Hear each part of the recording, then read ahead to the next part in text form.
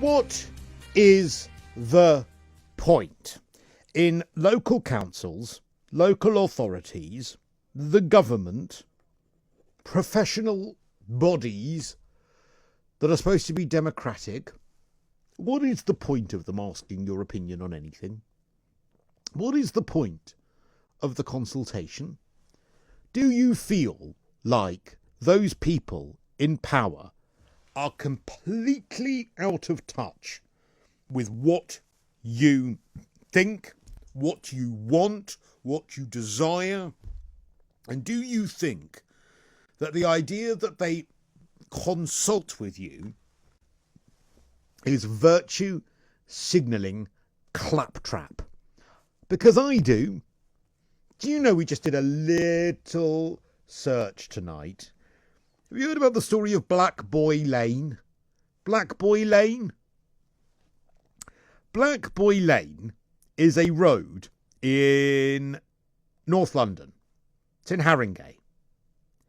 And as part of a review of some of what is being seen as the more controversial street names and places around our city, the Labour-run council has decided to spend nearly £200,000 of your money, my money, on changing the name of Black Boy Lane to La Rose Lane.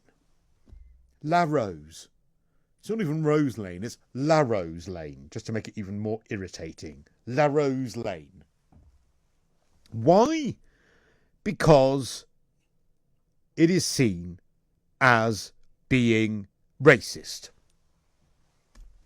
Now, they did a consultation on all the residents, and all the residents who live there, including many of the residents who are black, said no, there's no problem. Black Boy Lane has a connotation to the pub that used to be nearby called the Black Boy.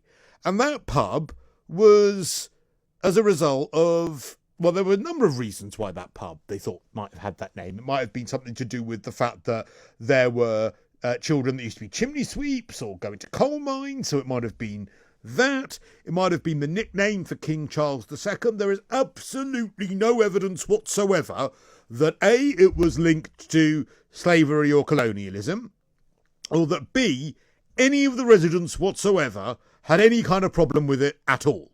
None of them had a problem with it. Even the people that lived on Black Boy Lane didn't care. I'm just having a look. Anne Taylor has lived on the road for 14 years, and she said this ridiculous amount of money could be spent more wisely. A Labour councillor who grew up in South Africa during apartheid believes the decision to rename the road is ridiculous and short-sighted. The 70-year-old Eldridge Culverwell said, they say Black Boy Lane has racist connotations, but I grew up in racist South Africa, and this is rubbish. 72% of residents said that they were against the road name being changed. 55% of those in the actual ward where it's happening said it shouldn't go ahead. The council have said, oh, don't worry, we know better. Nanny state, you don't know what it is you want. We'll ask you, but if we don't get the answer we want, we'll just ignore you. Tomorrow, Kensington and Chelsea will once again be debating the cycle lane, which overwhelmingly no one wanted. Overwhelmingly residents got in touch with the council, thousands of them saying, we don't want this cycle lane. The council listened and took it out, and now the extreme cycling lobby have decided that it needs to be looked at again, because the council or the extreme cycling lobby or TfL or the mayor didn't get the answer he wanted, so they're going ahead anyway, and they're trying to bring it back. In Hackney, in London, they did a huge consultation on low traffic neighbourhoods and cycle lanes. Overwhelmingly, the residents said we don't want them. We do not want them. And the council said, oh, hang on, there seems to be some suspicion with the algorithms. Some of these responses have come from very similar IP addresses, so we're going to remove the ones that seem suspicious. They removed all the suspicious responses, and guess what? Still, all the residents were overwhelmingly against these changes. And so do you know what they did? They said, yeah, thanks for all your answers, but we know better. We're going to bring this in anyway. Shropshire, there was a major housing project. The coronavirus meant that residents had no idea of the consultation, and so it was given approval anyway. In Brighton, we of course saw that no one wanted a cycle lane there. There was a consultation, no one wanted it. And the MPs and everyone else, the council down there rather, said, you know what, we know better, we're going to bring it in anyway. In fact, many of the consultations that have now been reopened for some of these lanes have been infiltrated by cycle lobby groups that don't even live anywhere near what's going on. There's a template sent round to all of them so that they can respond to these consultations when they're nothing to do with the area. Some of the cycle lanes that we've seen, it's not just here, across the UK, there's footage of the same two cyclists doing a circuit going around so that the numbers using the cycle lanes go up, so the council can call it all a huge, great big success. My question is, what is the point? What is the point in these consultations? Just go ahead and do it anyway. Go ahead and do it anyway. The low traffic neighbourhood in Luton didn't consult with anyone. The clean air zones in Leeds ignored all the tax drivers. All the tax drivers said, this is going to be a disaster for us. The council said, yeah, thanks for your responses. We're going to ignore it. What is the point? Do you ever feel like those people in power just don't listen to a word you say? It's actually insulting to you to call it a consultation. That's why I roll my eyes. I roll my eyes when people on Twitter and things say, oh, the council's consulting on this. What's the point? What is the point? And if they're not consulting on it, they're using emergency legislation like we've seen in our capital city. But of course, this is happening throughout the UK, where the mayor says, oh, sorry, because of COVID, we need to widen the pavements. And of course, the High Court said, well, that's an absolute load of rubbish. Nothing to do with COVID that you want to widen the pavements and close roads. And what does the mayor do with his blank chequebook of our money, even though TfL's apparently bankrupt? Says, I'm going to challenge, I'm going to appeal. It's not just about cycle lanes, because it's also the other thing about this, and please help me out, where do they find the money? We're told, did you know that today, did you see today that the Bakerloo line extension and Crossrail 2, which is a huge infrastructure project for London, are now being cancelled because TfL's apparently bankrupt? Yet suddenly the council, the government, can find £3 billion for new buses around the UK and £2 billion for cycle lanes that no one's using. I don't understand why consultations take place, and I don't understand why our leaders just ignore opposition, yet still seemingly find money for barking mad, ridiculous schemes. So there's so much we could explore around this story. One of them is, what is the point of consultations? If anyone can please explain to me when they're ignored anyway. The council will just do what the council wants to do. I guarantee you. Do you ever genuinely feel that we are living in some sort of ridiculous nanny state where the people in charge just have no idea whatsoever of what you think, and frankly they don't care? I don't know whether the power goes to their head, whether it's some sort of megalomania that happens. I don't know whether it's some sort of ego trip. I don't know what it is. But they just seemingly think they've got to plough through all sorts of opposition. Is it our job for our leaders to listen, or is it our job for them? Is it their job for them just to plough ahead with this? Is it good leadership? But also, what are the schemes around where you live? What are the particular issues around where you live where you just think, well, hang on, they found money for that, but they haven't found money for this? For instance, they found billions of pounds for all these lanes, billions of pounds for closed roads, billions of pounds for housing estates that people have objected to, billions of pounds for all this rubbish. Yet you drive over a road and there are craters in them the size of the Grand Canyon. And this morning I physically had to run after the bin lorry in my street in order to get them to take my rubbish. I rang the council. I said they've left half of it behind. Well, they're under no obligation to take the rubbish that isn't in your bin. I said, well, it's recycling. It's cardboard. It's cardboard. I had a cardboard box that wouldn't fit into my recycling bin, right?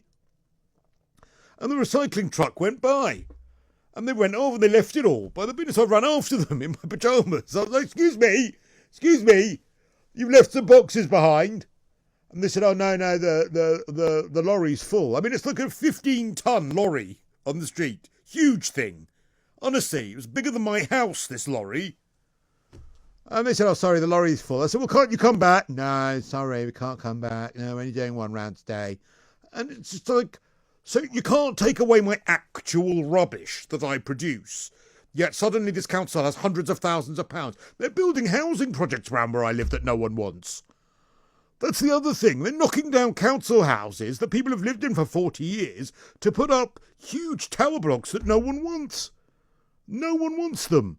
There's a consultation about this in my local council. No one wanted the tower block. And now, in fairness to the mayor, he stepped in to say, well, look, no one wants this.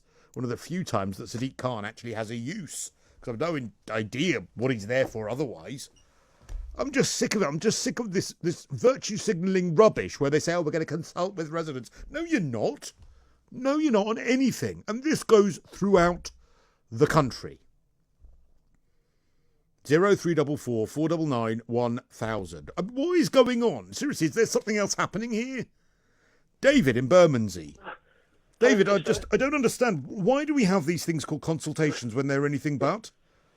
I know. I just want to say, first of all, I think you got it right. I think it is a power trip. Do you think so? I think so, yeah, part of it.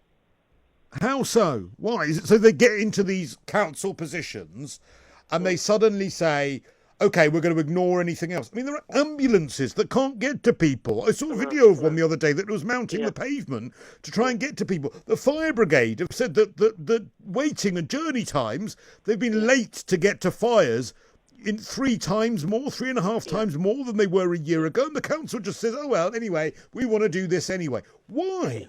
Why? Cristo, your Twitters have been extremely interesting, and I recommend anyone watching to watch the video. The Vauxhall Triangle is extremely interesting with Claire Holland. Why? What's happening in the Vauxhall Triangle? It's very London. So explain to anyone outside of London what that is. Well, the Vauxhall Triangle is a part of Vauxhall that is a posh part. It's a posh part of Vauxhall, and Claire Holland, as well as two other councillors, were part of. They wanted to introduce a low-traffic neighbourhood in October 2019 before the pandemic, but they managed to introduce it with the help of the cycling lobby, and it's now been introduced under the guise of COVID. Ah, OK, yes. These are local councillors. I mean, they're not here to defend themselves, so we need to be a bit careful. But you're quite right. There are many local councillors throughout both London and the UK, because these have happened throughout the UK, that have seen pound signs in their eyes, that have jumped for joy because they've thought we can close roads right, left and centre and we can blame it all on COVID. And whoever uses 125,000 deaths and millions of deaths worldwide in order to bring in a political agenda is barking mad and morally repugnant, if you ask me. But anyway, that's what's happening, and the extreme cycle lobby full of lie crazies are the ones who are responsible. Yeah.